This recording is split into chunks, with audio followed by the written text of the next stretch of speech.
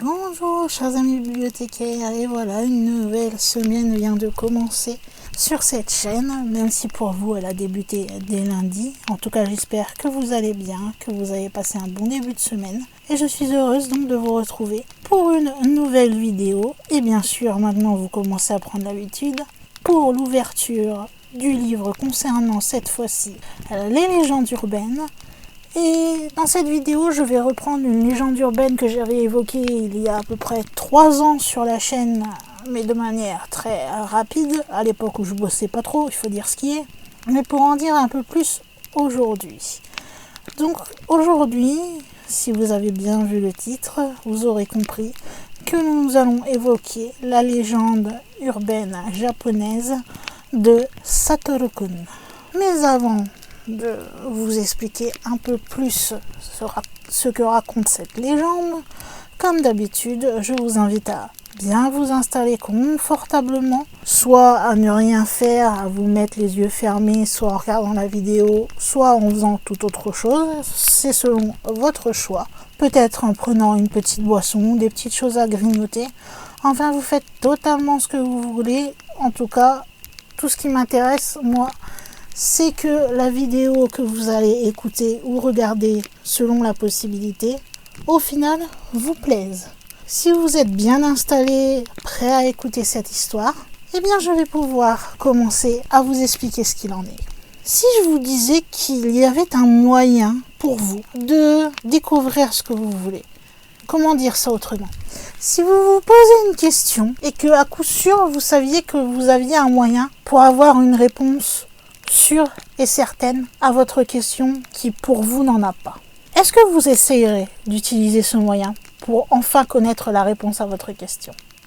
Posez-vous bien la question, car quand vous allez entendre l'histoire de Satoru-kun, je crois que vous réfléchirez à 2 fois avant de vraiment vouloir tout savoir. L'histoire de Satoru-kun, à la base, c'est une légende urbaine japonaise.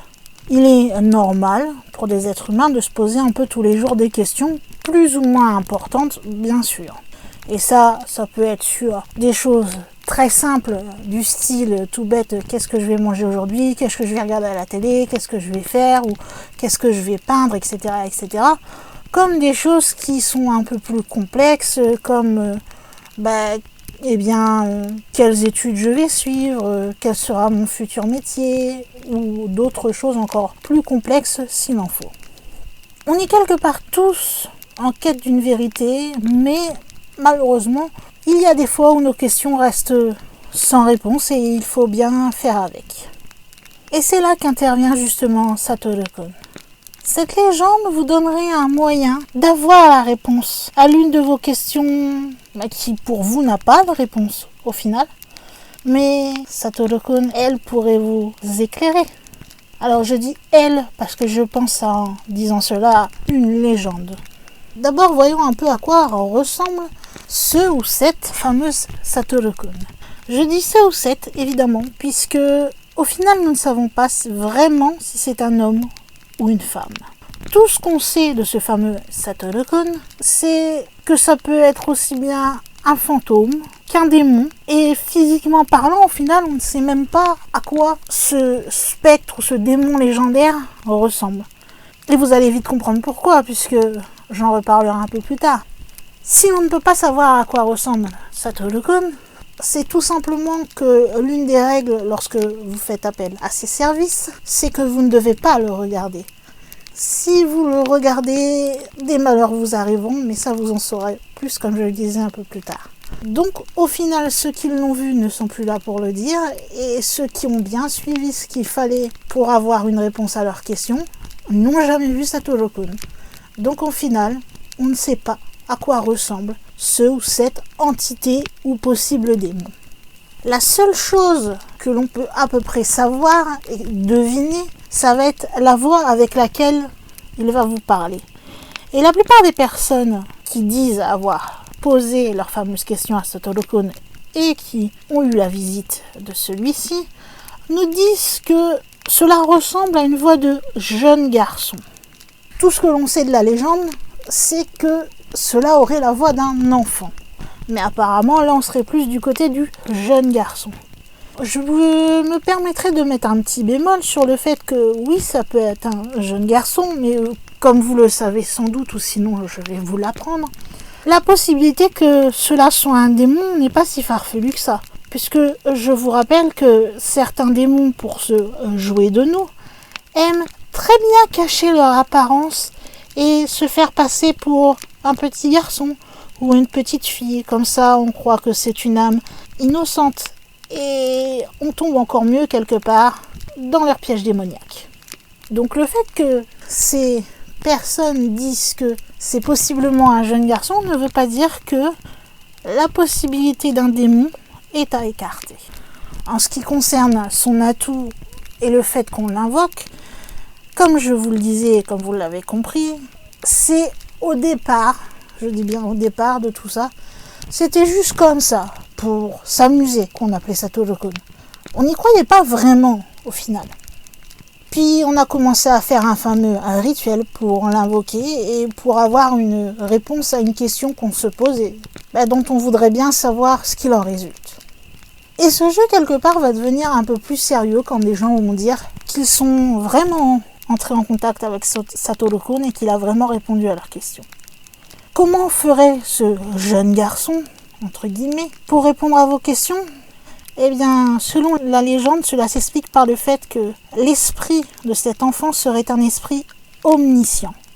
Donc, il connaît aussi bien le passé, le présent, comme le futur. Donc, quand vous l'appelez via le rituel que j'évoquerai juste après, et que vous posez votre question, sachant qu'il connaît tout, eh bien, il pourra répondre à n'importe laquelle de vos questions. Je sais, comme ça fait très envie. Mais vous allez voir que ce n'est pas si simple que ça, et quelque part, des fois, le prix à payer peut être très lourd.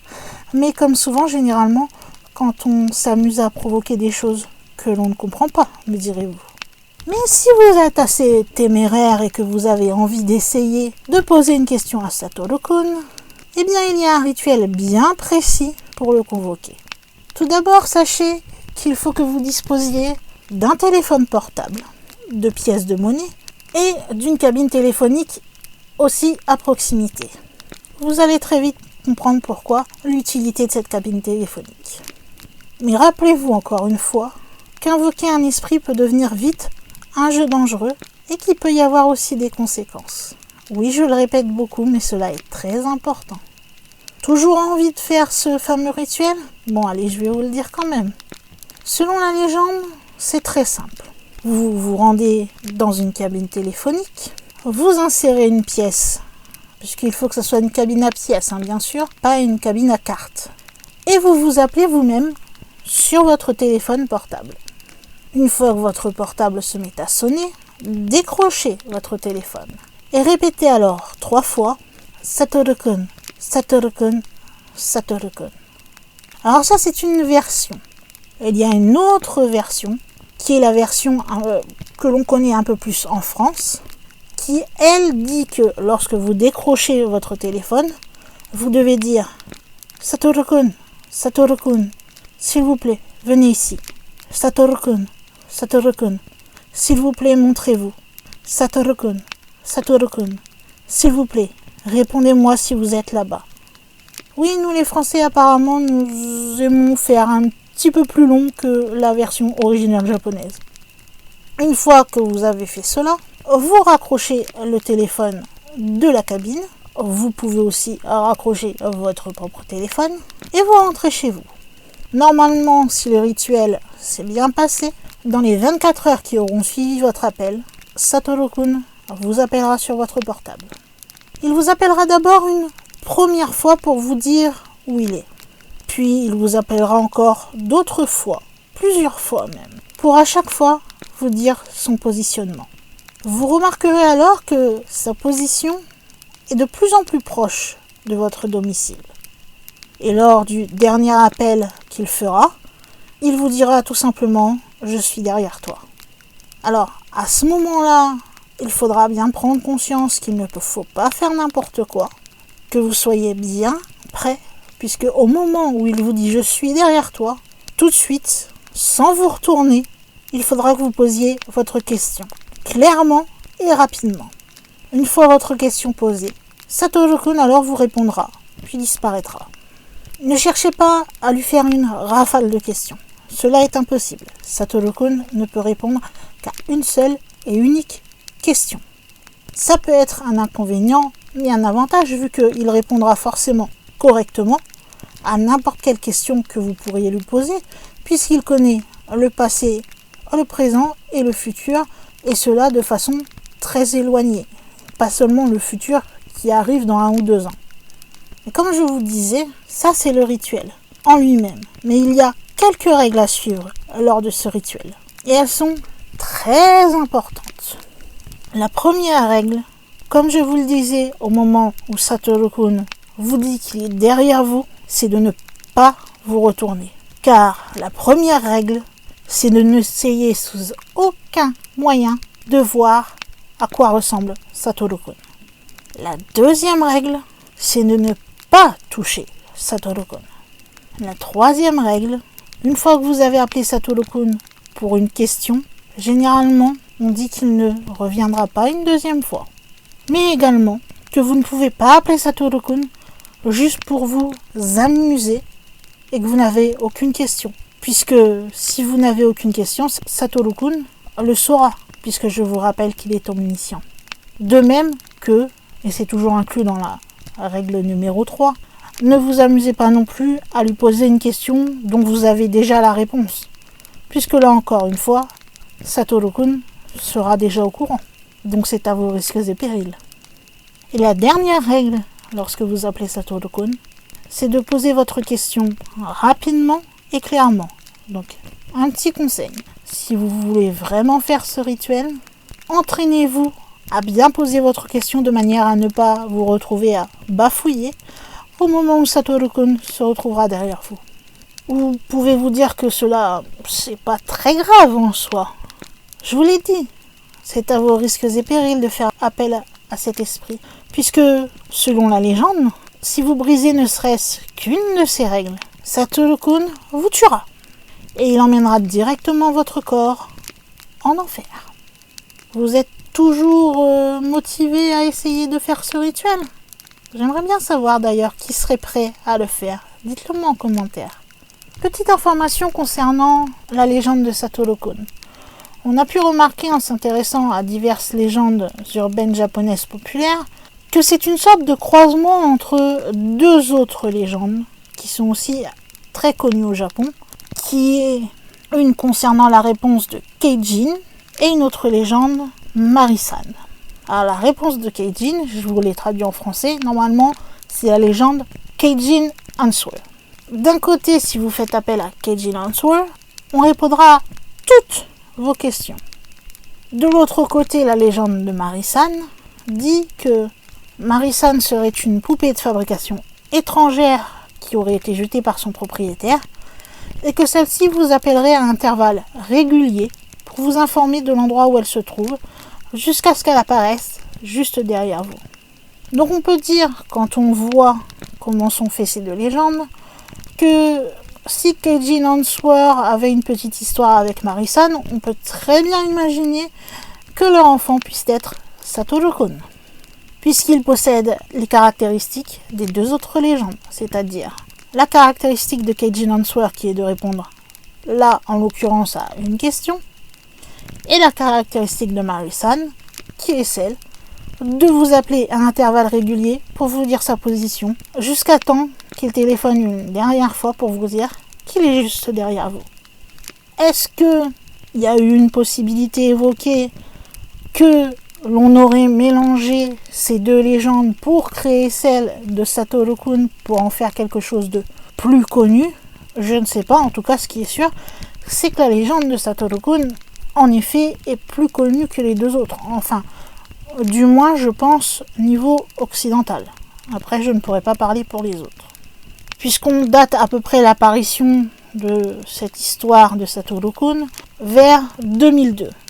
Ce qui est, vous me direz, quasiment à peu près au même moment que Keijin Answer. Donc les 2 sont relativement nouvelles. Mais pourquoi ne peut-on pas envisager une possible création justement pour en faire une plus connue? Je ne sais pas. Le fait que la légende de Satoru-kun ou que les rituels liés à Satoru-kun soient fatalement un peu moins nombreux et que l'on entend moins parler qu'avant, c'est tout simplement l'avance de la technologie. Avant, vous sortiez, enfin moi personnellement, j'allais en bas de chez moi, j'avais une cabine téléphonique. J'allais au centre-ville, j'avais une cabine téléphonique. Et bien maintenant, il faut dire ce qu'il y a, le nombre de téléphones publics, vous pouvez les compter sur les doigts d'une main. Et moi personnellement, chez moi, enfin du moins dans la ville où j'habite, il n'y en a plus une seule. Si vous voulez une cabine téléphonique publique, je pense qu'il faut que vous alliez dans les grandes villes. Ce qui devient un peu plus complexe si on veut faire, en tout cas pour nous Français bien sûr, ce fameux rituel si on est tenté et si on n'a pas peur des conséquences. Outre le fait que l'on pense que ça soit donc un mix de deux légendes japonaises, on a aussi évoqué le fait que Satoru-kun serait basé sur le jeu de Kakuri-san. Lorsque l'on joue à la version japonaise du jeu de Kakuri-san, qui est, si vous voulez, tout simplement un plateau Ouija, mais façon japonaise, on utilise une pièce de 10 yens. Et on pose une question à laquelle, normalement, Kokuri-san doit répondre. Et c'est vrai que ça ressemble pas mal à la légende de Satoru-kun. Donc, il y a deux théories possibles sur l'apparition de cette légende. Peut-être que ce ne sont juste que des théories et qu'elle est partie complètement d'autre chose. Est-ce qu'on le saura? Je ne sais pas. Alors de temps en temps, j'aime bien évoquer avec vous le fait que certains yokai ou certains monstres, ou là en l'occurrence des légendes, soient inscrits dans le milieu culturel. Je vous avouerai que trouver Satoru-kun dans le milieu culturel a été un peu compliqué. Il est possible que ça soit utilisé dans des jeux vidéo, mais je n'en ai pas trouvé. La seule référence que j'ai pu trouver culturellement parlant, c'est que la légende de Satoru-kun va inspirer une série de films qui s'appelle One Missed Code. Donc le premier qui est sorti en 2003, on a One Missed Code 2 sorti en 2005 et One Missed Code 3 final sorti en 2006. Maintenant vous savez tout ce qu'il y a à savoir sur la légende de Satoru-kun, sur le rituel à effectuer, mais sur aussi les mises en garde. Vous pouvez faire ce rituel, mais encore une fois, ne le faites pas pour rigoler, sinon vous en paierez le prix. Et rappelez-vous à tout moment que vous jouez à des esprits et vous ne savez pas si ces esprits, en l'occurrence cet esprit, n'est pas démoniaque et que vous ne vous ouvrez pas les portes de l'enfer tout simplement en jouant à ce jeu, ou bien que vous fassiez tout simplement une erreur, c'est-à-dire oublier les règles essentielles lors de la présence de Satoru-kun. Moi, personnellement, je ne sais pas si ces légendes sont vraies ou fausses. Mais je suis plutôt du genre à me dire que l'on croit ou non à une légende urbaine comme Bloody Mary, par exemple, je ne sais pas pourquoi, et l'expression est très bien trouvée dans ce cas-là, je n'aurais pas envie de tenter le diable. Que ce soit vrai ou non, j'ai pas vraiment envie de le savoir, surtout si pour le savoir, je dois y laisser ma vie. Ça m'intéresse pas vraiment plus que ça. Après, il est possible, oui, comme c'est déjà arrivé, que certains fassent le rituel et qu'il ne se passe rien. Mais ce n'est pas parce qu'il ne se passe rien avec telle ou telle personne que rien ne se passera pour une autre. En tout cas, moi, c'est ce que je me dis toujours. Donc, je préfère ne pas tenter le diable, juste connaître l'histoire, et cela me va pleinement. Mais si jamais, parce que comme vous l'aurez compris, on arrive à la fin de cette vidéo, si de votre côté, vous avez un jour essayé ce rituel et de faire appel à Satoru-kun, n'hésitez pas à me dire dans les commentaires votre expérience par rapport à ce rituel. Ça ferait plaisir de savoir si, quelque part, vous avez essayé, mais vous êtes toujours parmi nous, bien sûr. Ou si vous êtes plutôt comme moi, c'est-à-dire je sais pas si c'est vrai, si c'est pas vrai, mais je vais m'en tenir à ce que je sais et je m'amuse pas à jouer avec ça. Vous pouvez me dire votre avis, comme je le disais, dans les commentaires, je suis très curieuse de savoir, et puis tout simplement si vous avez tendance, oui ou non, à croire à ces fameuses légendes, ou plutôt à prendre ça, comme on dit, par-dessus la jambe et à vous dire que ce sont juste des histoires pour faire peur et rien de plus. Ensuite, si vous avez apprécié cette réédition, donc avec un peu plus d'informations concernant Satoru-kun, vous savez que vous pouvez me mettre un petit like, un petit pouce en l'air. Ça fait toujours plaisir de voir que le travail et les recherches effectuées pour faire cette vidéo donnent un résultat qui vous a plu au final. Et si vous débarquez sur la chaîne et que vous découvrez celle-ci, vous aurez compris par rapport au titre que je parle beaucoup justement de paranormal, surnaturel de façon générale. Et si vous allez voir les playlists de la chaîne, vous verrez que j'évoque vraiment beaucoup de sujets différents. Donc n'hésitez pas à prendre quelques secondes de votre temps si vous avez apprécié cette vidéo et à vous abonner à ma chaîne, ça me fera plaisir. Vous n'aurez pas vraiment perdu beaucoup de temps à vous abonner et en plus ça sera toujours aussi gratuit que si vous ne vous abonnez pas. Le seul bonus en fait c'est pour moi de voir que je ne fais pas ça pour rien et que je ne suis pas la seule à être passionnée par ces choses-là, tout simplement. Et si vous venez de vous abonner ou que vous êtes abonné depuis un moment, vous avez peut-être déjà remarqué qu'il y avait une petite cloche qui était apparue depuis. Et bien cette petite cloche, elle est là. Si vous avez vraiment envie de louper aucune vidéo, vous cliquez sur la cloche et vous cochez recevoir toutes les notifications liées à la chaîne. Comme ça, dès qu'une vidéo sera publiée sur ma chaîne, YouTube vous enverra une petite notification. Vous n'aurez plus qu'à cliquer dessus. Cela vous enverra directement sur la vidéo. Et vous n'aurez plus qu'à vous poser tranquillement et à profiter de la vidéo. Tout simplement. Et encore une fois, cela aussi, c'est gratuit aussi. Donc profitez, faites-vous plaisir. Et pour terminer, vous savez aussi que si vous voulez me récompenser ou me faire un don, il vous suffit d'aller me payer un petit café sur Ko-fi. Le lien se trouve dans la description de la vidéo. Et vous pouvez également m'aider en plus de vous abonner, liker, en partageant que ce soit le lien de la chaîne ou le lien de la vidéo sur tout ce qui est réseaux sociaux, blog, Messenger, Reddit et autres façons possibles d'utiliser cela sur Internet. Ou bien tout simplement en parlant tout autour de vous. Peut-être qu'il y a des gens qui sont passionnés de paranormal comme vous et qui pourraient être intéressés par le sujet. N'hésitez pas en tout cas à partager et à essayer de faire connaître cette chaîne pour accueillir de nouveaux passionnés ou intéressés de phénomènes paranormaux ou surnaturels de façon générale. Je crois que nous pouvons pour aujourd'hui mettre un point au chapitre concernant la légende urbaine de Satoru-kun, ainsi que fermer le livre des légendes urbaines pour le ranger dans la bibliothèque jusqu'à une prochaine histoire, et qu'il va être aussi temps pour moi en tant que gardienne de la bibliothèque de fermer les portes de celle-ci pour aujourd'hui, de vous souhaiter de passer une bonne fin de semaine et de vous dire à samedi pour une prochaine vidéo. Bye!